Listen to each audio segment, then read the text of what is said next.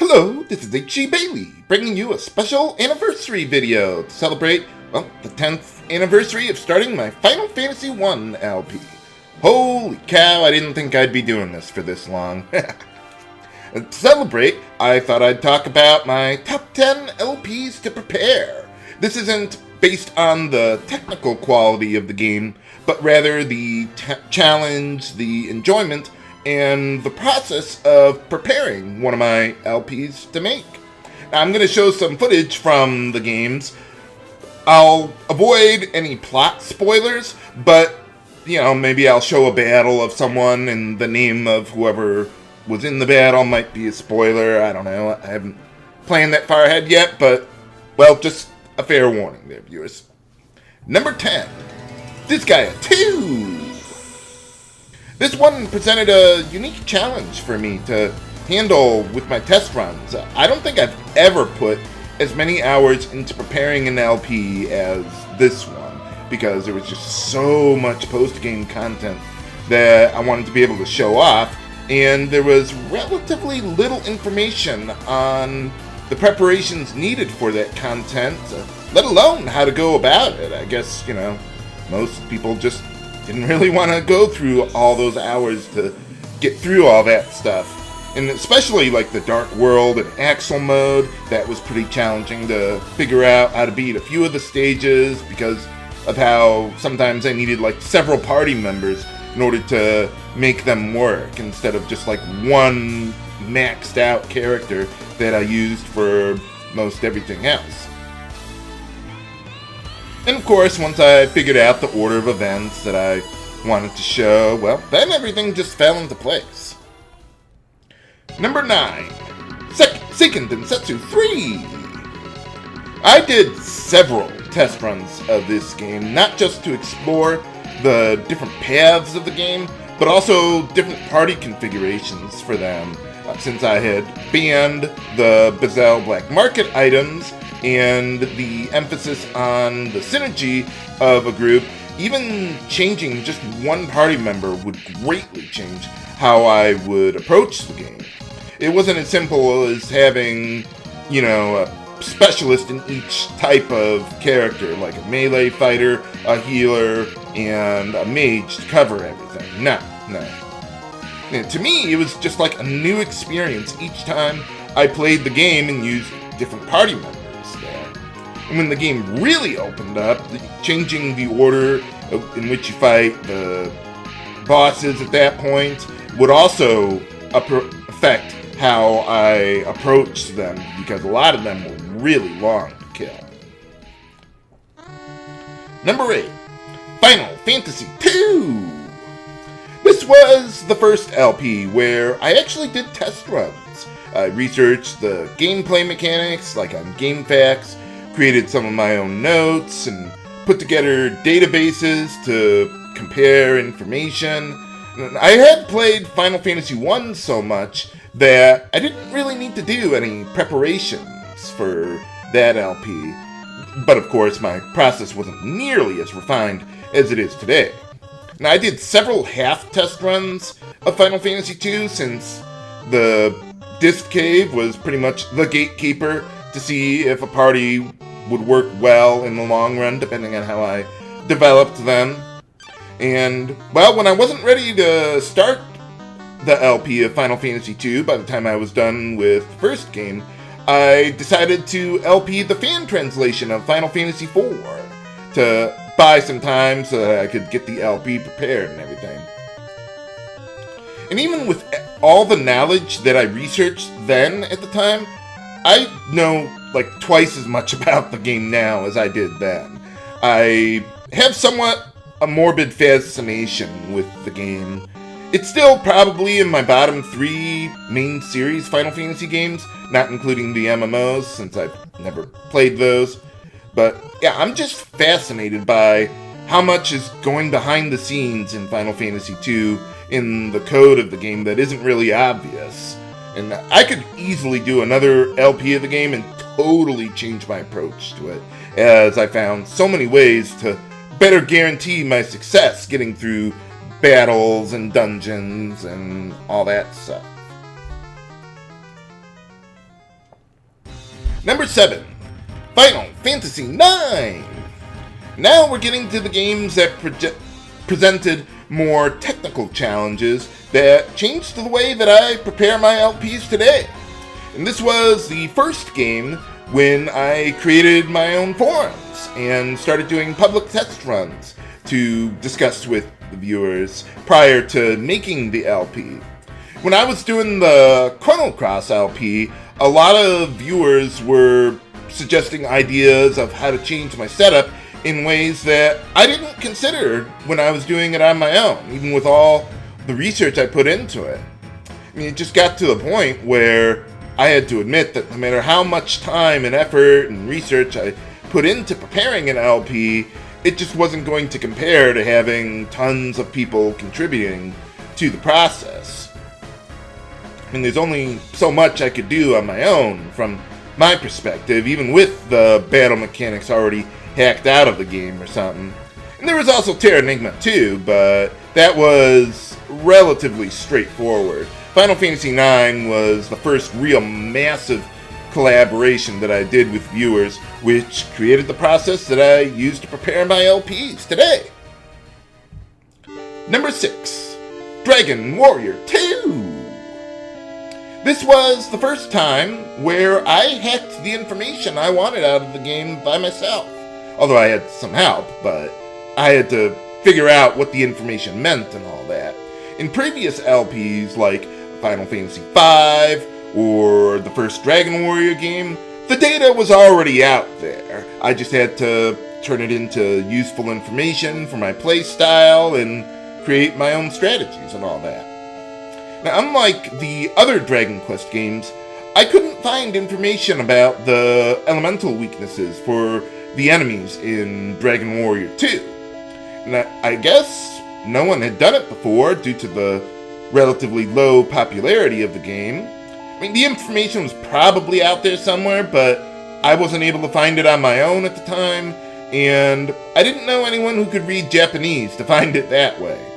Although I had my forums set up by then, it was still very small at the time, so I collaborated with others on GameFAQs who helped me find the information in the assembly code of the ROM there. And I think the challenge of the game would have motivated others to find this information, but if they did, well, I couldn't find it that way at the time, so I found it out myself and made the game, well, not a lot easier, but as easy as I think I could have made it. Number 5, Final Fantasy XIII. This was the first game that I recorded with actual hardware, using the Hauppauge HD PVR. And before this LP, everything I had done was on emulator with Cam Studio, which was a video capture program. And towards the end of the Final Fantasy IX LP, I was given an opportunity to generate revenue on my videos. At the time, I hadn't even considered the possibility because of copyright issues, and I thought the whole idea was a scam at first. But eventually I was persuaded that it could work, and, well, with the extra income, I was able to make my first major investment into recording hardware that I still use today. Now I record as many of my videos from actual hardware as possible, usually, though I prefer recording older games via emulator with fraps. That's just a lot more convenient and easier for me to do there. And even with the technical issues resolved for recording Final Fantasy XIII, preparing an LP for such a relatively new, complex game was pretty difficult for me at the time. There wasn't a whole lot of information available for me to use, so, well, I had to figure out how to, distribute resources, upgrade equipment, dismantle equipment for other resources, and set up my party as best as I could on my own. Number 4, Final Fantasy X. This was the first and only time that I had to physically mod a console to do some of my test runs. as well as import a copy of the game from Japan. After doing my first test run of the original North American version of the game, I thought I'd consider playing the international version of the game since it had some exclusive content. And I tried using a PS2 emulator, but my computer had problems with it, such as like random graphical artifacts popping up every now and then. It was just unacceptable quality there for me. And maybe I could have made it work if I put more effort into it, but then it was proposed to me that I import a hard copy of the international version of the game. It had an English text and voice acting option, while allowing me to experience its exclusive content. And even so, because this version was from a different region, my PS2 wouldn't normally play a copy of the game. However, I found a disc that would allow me to play games from other regions. I had to take off the dust shield from the disc holder, or the disc tray, in the front of the PS2 so that I could physically get inside the console without actually opening it. Or opening the disc tray, I mean. And once I put the loading disc inside the PS2, I had to force the disc tray out with like a little key card with a notch on it without actually pressing the open button on the disc tray. And then I could put in Final Fantasy X International, put it in there, and it would play normally, so like tricking the game in order to make it work so I could, well, check out the exclusive content there. And of course, this was eventually rendered obsolete when the HD version of the game was released, but, well, it was still a little fun adventure to doing a hard mod on a console there, and I haven't had to do anything like that since. I mean, it wasn't a major mod to a console, but still, it was tricky for me because I'd never done anything like that before. Number 3, Lunar 2, Eternal Blue Complete. This was a very special LP to me, not so much because of the game itself, but because of the circumstances surrounding it. Of course, my girlfriend was able to provide me with a copy of the game, just as with the first game, and the actual test runs were relatively easy. I mean, the game is pretty straightforward. And at the time, I was doing my LP of the PC version of Final Fantasy IV while doing those test runs. And even being one of my favorite games of all time in Final Fantasy IV, I had been going through a severe depression for a couple years, which greatly hurt my motivation. It had nothing to do with the games or the activities that I was doing, or like a traumatic incident, or nothing like that was going on. I just woke up feeling terrible every day, and nothing was working. And I mean, I've had such issues for most of my life.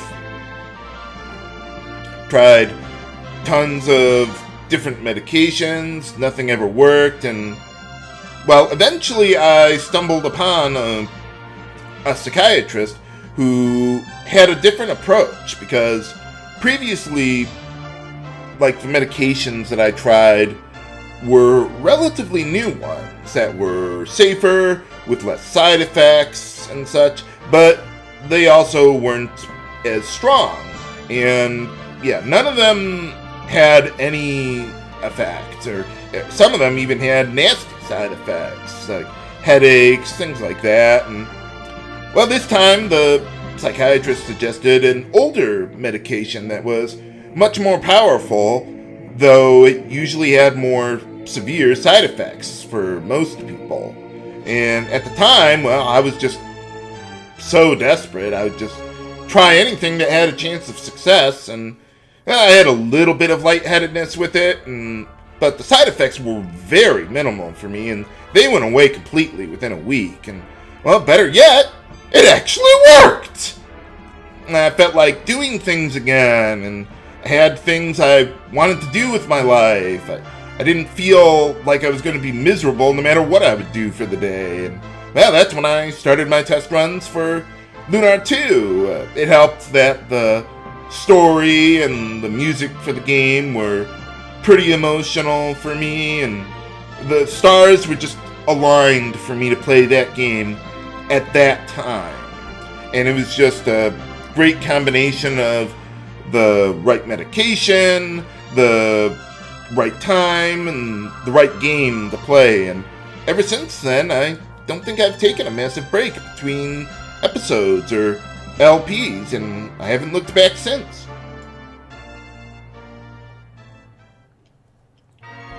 Number 2, Hexes Force.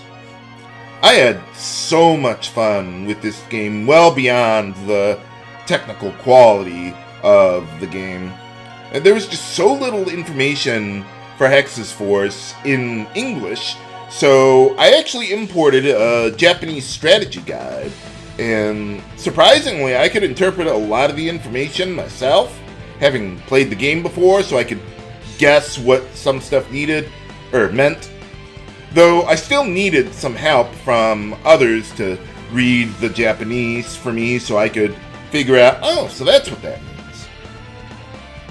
Of course, the music and the gameplay mechanics helped a lot too. I mean, I know a lot of others didn't like it, but it really helped me to get through some tough times when I was just so depressed that no other new games really interested me, and this just kept my attention.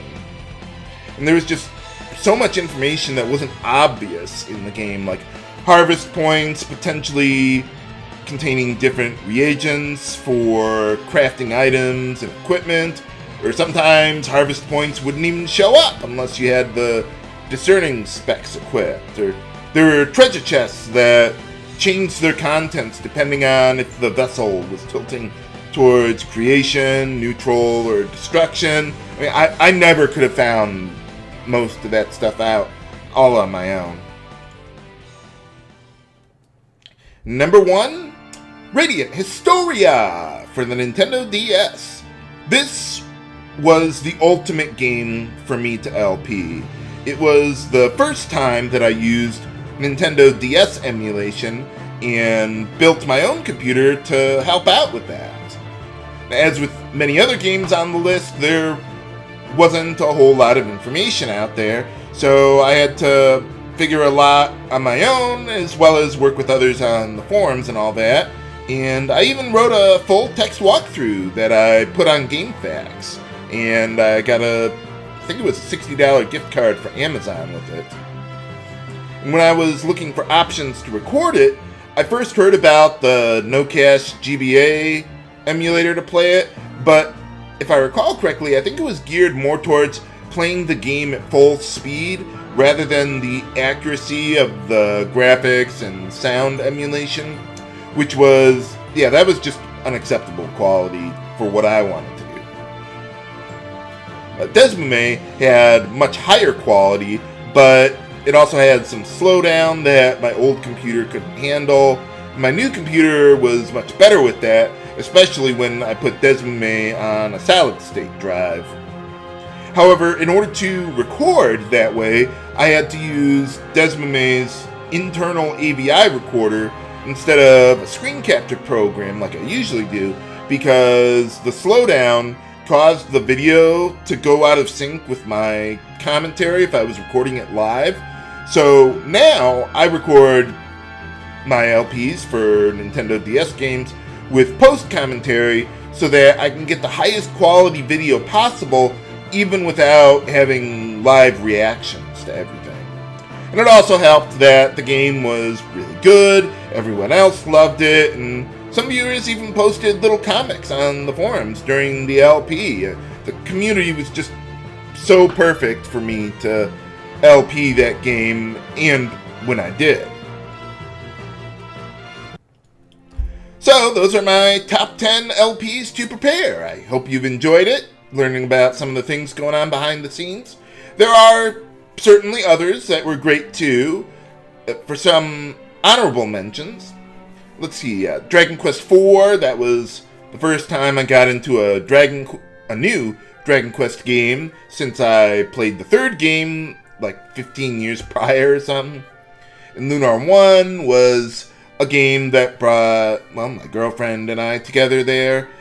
Phantasy Star 3 was particularly challenging to figure out elemental weaknesses since there was no information on the subject there.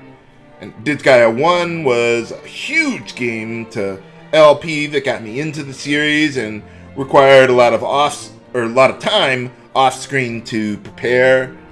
Mystic Arc that I'm doing right now was especially fun to collaborate with others to find various algorithms that others hadn't discovered yet. Even Golden Sun, trying to figure out how to beat certain bosses, especially in the second game, without using summons, was very, very tricky for one of them. You know the one, viewers. We'll get there soon enough. And Secret of Evermore, that was one where I had to find all those harvest points and create my own maps since, well, I didn't see any maps elsewhere. Let's see, Gungnir, that was incredibly complex and difficult with the gameplay mechanics, though there was a decent amount of information available for the game, so that certainly helped out a lot. This is H.C. Bailey, signing off. Have a good day!